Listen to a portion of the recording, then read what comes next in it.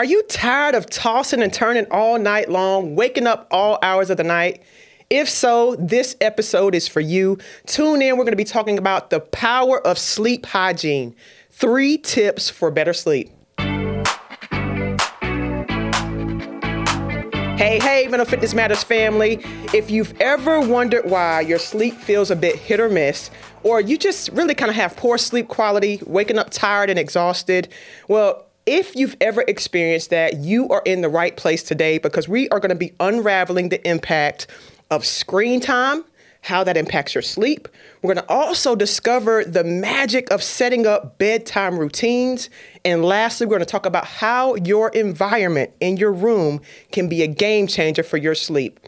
My name's Tracy Alston. You've reached the Mental Fitness Matters show. I am so excited about today's topic. Sleep is such a big deal. When we think about how many people on a daily basis are sacrificing sleep, and which leads to poor mental health and poor physical health and poor performance, I thought it would be best that we do a show about sleep hygiene, how you can begin to improve that. So today I'm going to give you 3 tips for a better night's sleep. Before we start, I want to dive into the power of sleep hygiene. You need to understand, when you think about sleep hygiene, start to correlate that with your own personal care and your own personal hygiene. When you think about how you get ready every single day, list off some of the things that you do to take care of yourself. You brush your teeth, you wash your face, you take a shower, you may do some things for self-care. These are all different habits and practices that you've put in place that contributes to you taking care of yourself. So just like you're doing things for your personal hygiene so that you can feel better and perform better, start to think about your sleep in the same way. It is so important and it impacts your mental health. When you think about sleep hygiene, it's simply the little things that you do and little things that you put in place that can help you have a better night's sleep, but that it also make you wake up feeling more refreshed and restored. When you think about why sleep is important, so not only when we have tips and strategies and habits in place to have a better night's sleep, there's so many things that sleep does to improve our mental, physical, and emotional health. What do you notice when you've had a good night's sleep? What do you notice when you've had a poor night's sleep? Have you ever waken up feeling groggy, exhausted, tired throughout your day, irritable? Have you ever waken up feeling refreshed, restored? Your motivation was high. Have you ever correlated those things to your sleep habits or your sleep performance? Either one of those observations, I want you to start to get a little bit more aware, pay a little bit more attention, get a little bit more in tune with how you're feeling, because each one of those observations, whether it's a poor night's sleep or a great night's sleep, each one of these things has an impact on your mental, physical, and emotional health.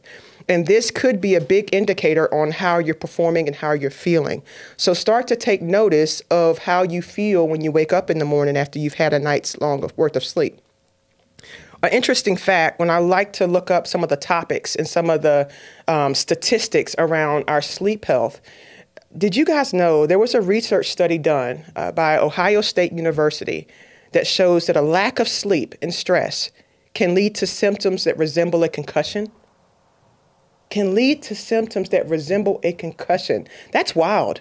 So if you've ever experienced, whether it's brain fog, confusion, fatigue, headaches, on and on and on, they're saying that looking at people and how we're sacrificing sleep for other things, it's resembling what it looks like to have a head injury or a concussion.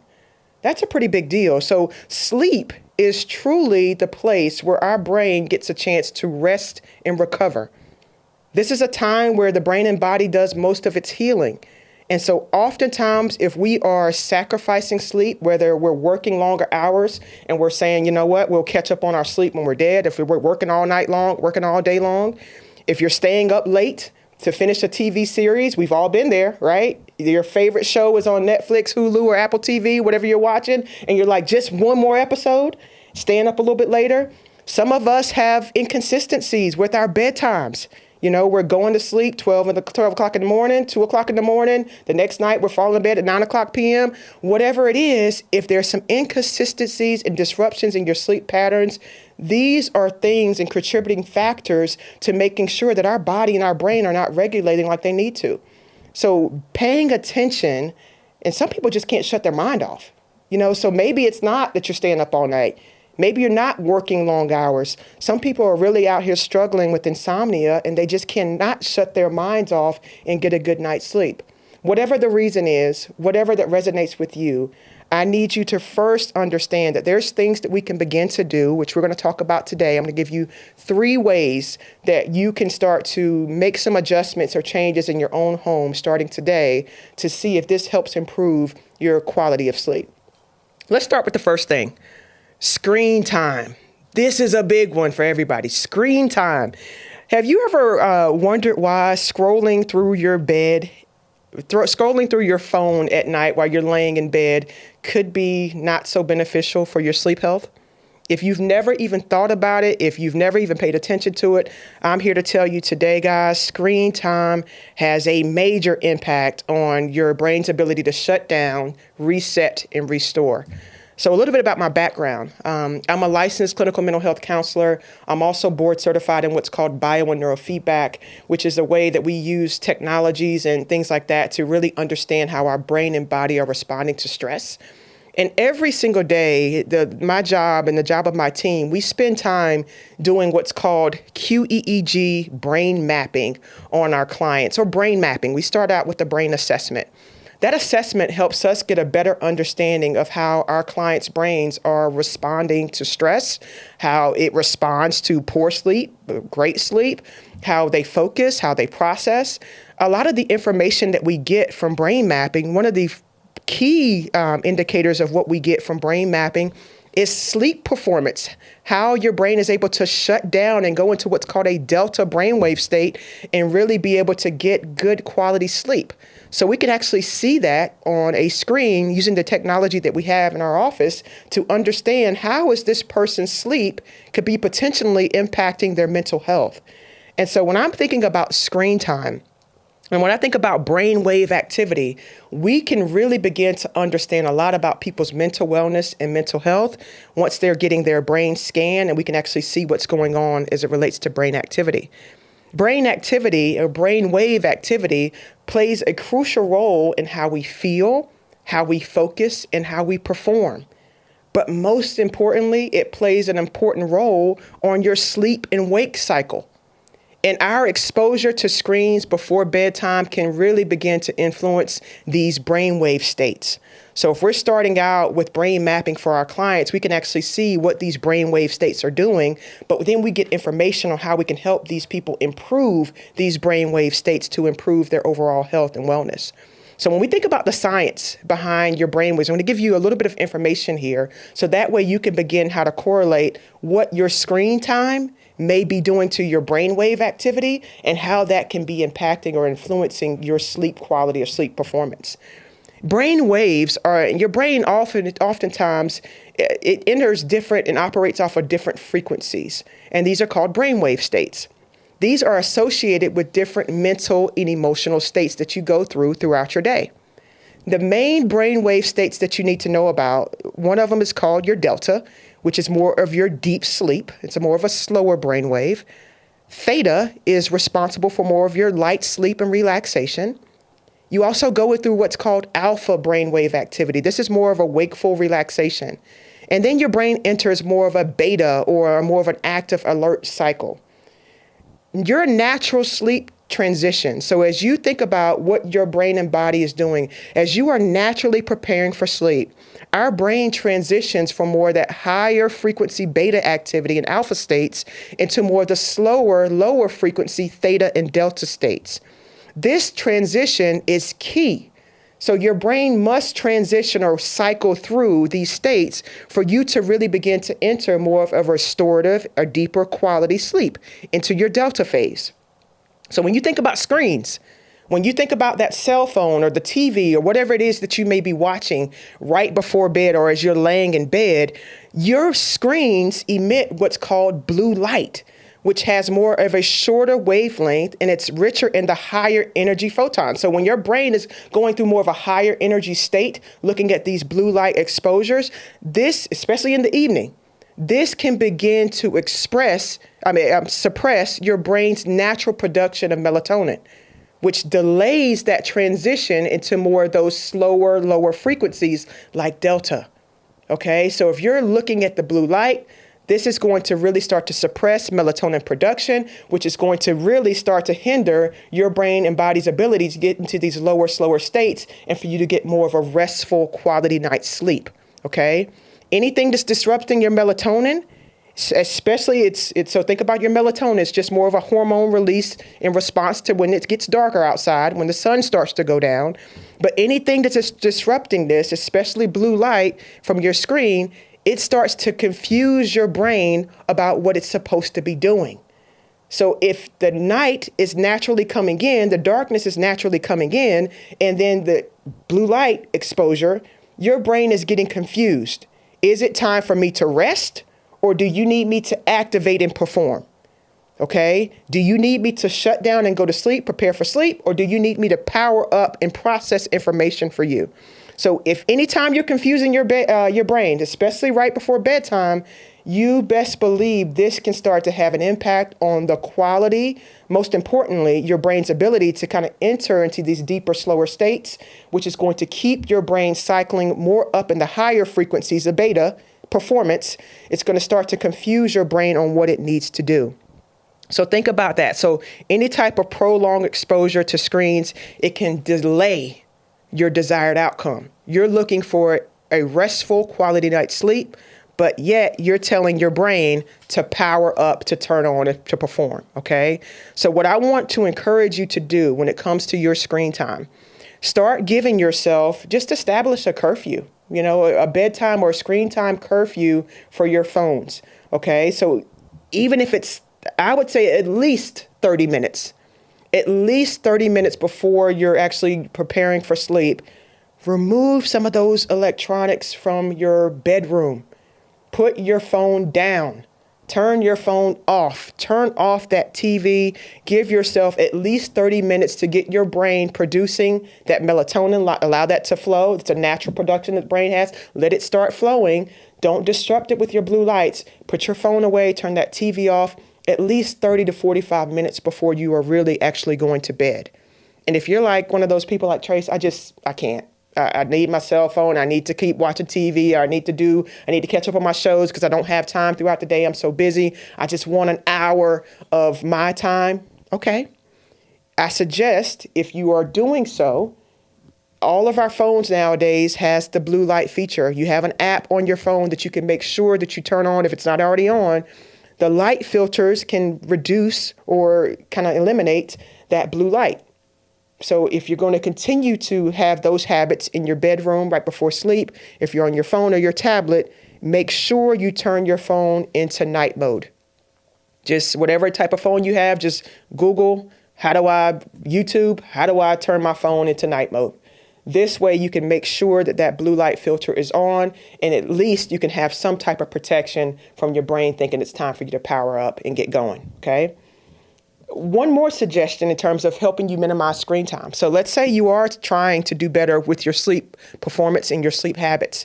And it's like, you know what? I know I don't need to be watching TV. I know I don't need to be on my screens, but I don't know what else to do. I need something to do to re-engage my brain so that it can not just sit around and think about all the things that I haven't done. How do I dump my brain somewhere else if it's not on a screen or on some type of device? Great question. There, I think just doing something more calming. So if you can swap out that screen time that you normally have for yourself, if you can swap that out with a good book, if you take baths, maybe a relaxing bath right before bedtime, or some type of gentle stretching, mind-body movement is always a good tool that you can utilize right before bed because that'll help relax you from a body standpoint, but it also help relax you from a brain standpoint. It'll take all that energy going around, all those thoughts going around in your brain, and it will move that energy through your body. So even if you want to just do some light, gentle stretching right before you get into bed, guys, that will start to help relax you, calm you. It'll help take those busy thoughts out of your mind and transfer that energy somewhere else, okay? So screen time is tip number one. This is the first way that you can really begin to set yourself up for good sleep hygiene, but most importantly, set yourself up for a better night's sleep. All right. Number two, let's talk about the magic. I think this is magical. The magic of creating a bedtime routine. Your brain and body, whether you know it or not, and whether we tell ourselves this or not, it truly is looking for consistency. Your brain is going to look for something that if you can repeat it over and over and over, this is truly how you begin to create what's called a new neural pathway, a new connection for your brain to make. But if you are inconsistent, if you are consistently inconsistent, again, just like I said about your brain doesn't know, am I going to sleep? Am I waking up? Do you need me to think? What do you need me to do? So guys, everything is training. Everything that you do on a daily basis, the habits that you have or don't have, these are training yourself to do something. So how about you start to become more aware and start training yourself for the outcome that you truly want?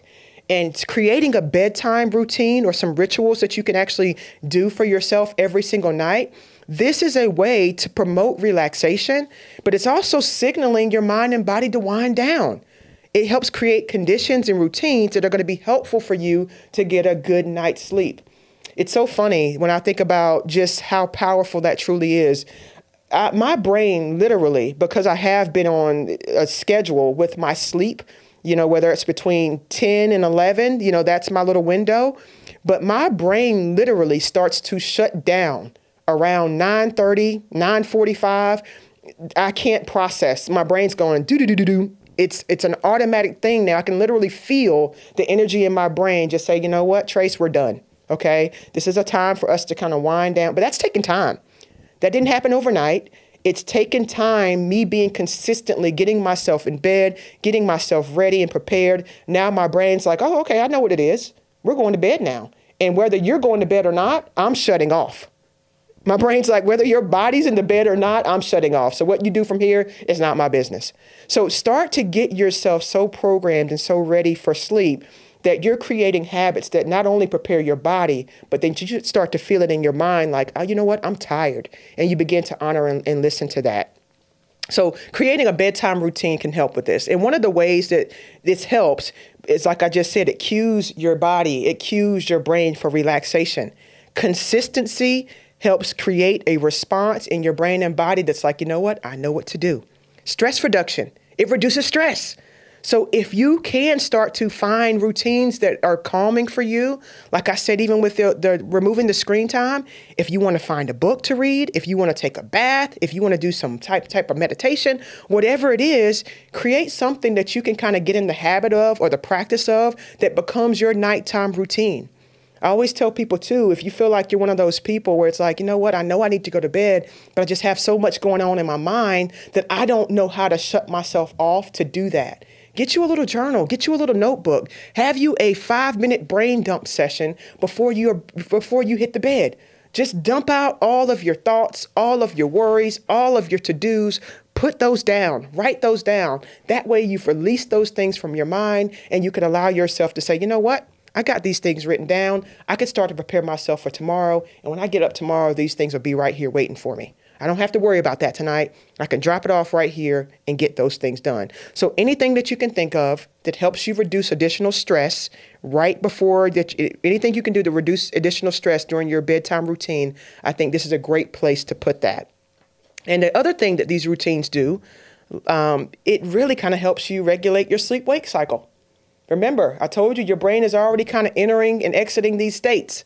If you can start to get consistent, your brain's going to know that I'm ready to go to sleep, get you in that delta phase, and keep you out of that beta zone, which is for focus and processing. Okay, so you want to begin to regulate that natural circadian rhythm that your body, brain already have. You want to start to get a consistent sleep-wake cycle rolling for yourself, so that way everybody's on board, everybody knows what to do. All right. So just an example of what you can add into your routine. And some people might already have a routine, but maybe you're just not consistent with that. So if you already have tools in place, start using them on a consistent basis. If you don't have any tools in place, Reading, like I already said before, is a great thing that you can do. 15 to 30 minutes. Oftentimes people can pick up a book and they get tired instantly. It's like when it's time to read, it's like, oh my gosh, I'm exhausted. I'm tired. Let me go to bed now. Whatever works. But the benefits of reading, it's really a gentle transition that allows your mind to shift from that focus of the day's activity into something that's a little bit different. So, have a different focus, a different shift, which will tire your brain out. So pick up that book.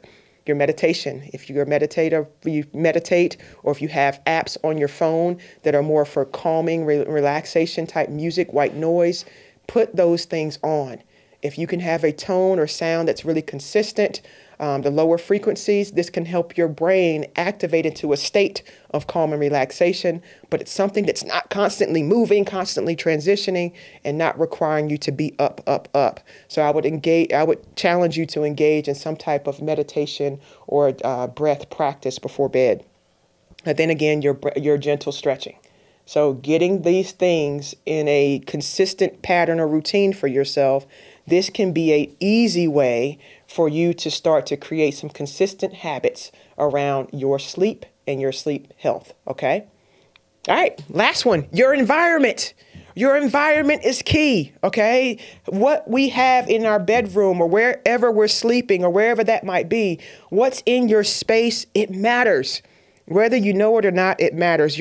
Everything impacts your sleep. And so when you think about your sleep schedule, it's not about just having a routine, kind of creating that consistency around your routine, removing the screens. But if your environment is not set up for performance, then guess what? You're not going to get a good night's sleep. So start to think about your sleeping environment right now. What do you see in your bedroom? Is it open windows? Is it a lot of light? Is it a lot of things going on? Is it, stereos, TVs, music? What's your environment like right now? Just take a brief mental look at your space. What you need to know about your environment is that your light exposure matters, your noise levels matter, and your temperature matters in your room. Because again, you're trying to prepare yourself, your brain and your body for rest. Let's start with temperature first. What is it normally like? Are you somebody that goes to bed and then you wake up with cold sweats or hot sweats?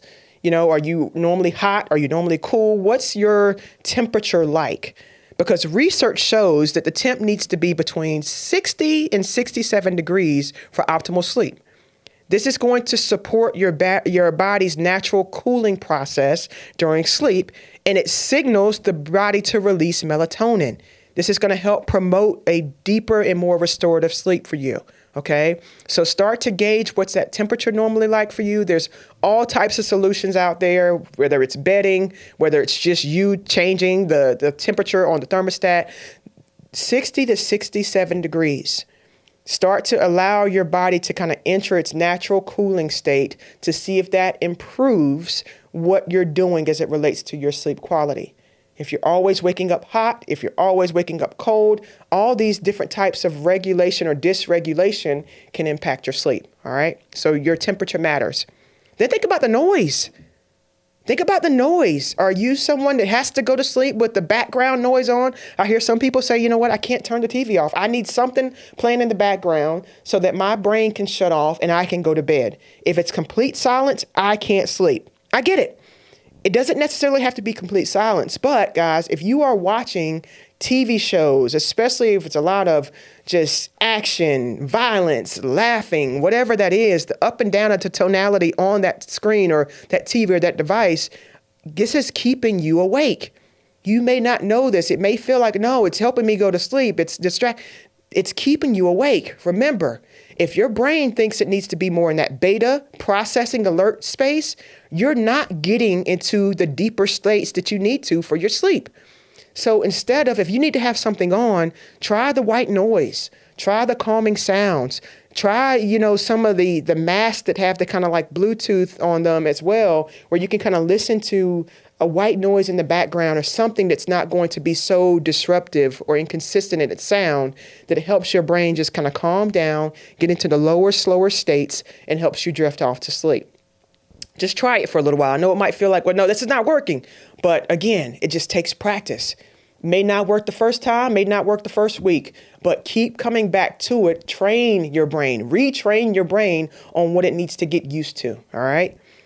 Earplugs again. So if you are sleeping beside someone who is a snorer, not only the noise in the background, but you might have a spouse or a partner that's laying in bed beside you and they're making more noise than the TV's making.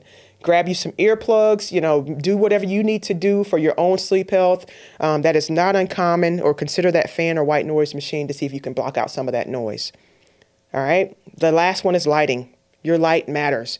Again, remember, your brain is trying to shut down, shut off. Any of that light exposure really signals to the brain that it's time to get up. So if you can get some blackout shades, if you can get some things to kind of block out that extra light, changing the color of your curtains in the room to the darker shades, closing that up, the darker the better, okay? The darker the better. That's going to help your brain know that it's time to power down for sleep. All right, guys, I hope this was a helpful episode for you. Sleep is key. Sleep is key to your performance. So if you're walking around feeling dizzy, foggy, confused, irritable, fatigued, maybe it's connected to your sleep and your sleep quality. So take on these powerful tips that you can use to improve your sleep hygiene. If this was helpful for you, make sure you try it out, share it with a loved one or a friend. Give yourself 30 days. Write in the comments. Let me know how you feel. Let me know how it works. We're going to revisit this and go a little deeper later on. But make sure you guys give me some feedback. Let me know how that worked for you. Okay. So your 3 tips: removing that screen time, creating that bedtime routine, and most importantly, your environment matters. All right, Mental Fitness Matters. I hope this was helpful. I want you guys to go out and shine bright like the stars that you are. I cannot wait to see y'all soon. Thanks for tuning in to this episode of Mental Fitness Matters. Be sure to subscribe wherever you heard this podcast so you never miss a future episode. If you found value in today's show, please share it with others. For more information or to connect with Tracy, you can visit her online and on Instagram at tracyalston.com and on LinkedIn and Facebook at Tracy Alston. Thanks again for listening, and we'll see you next time.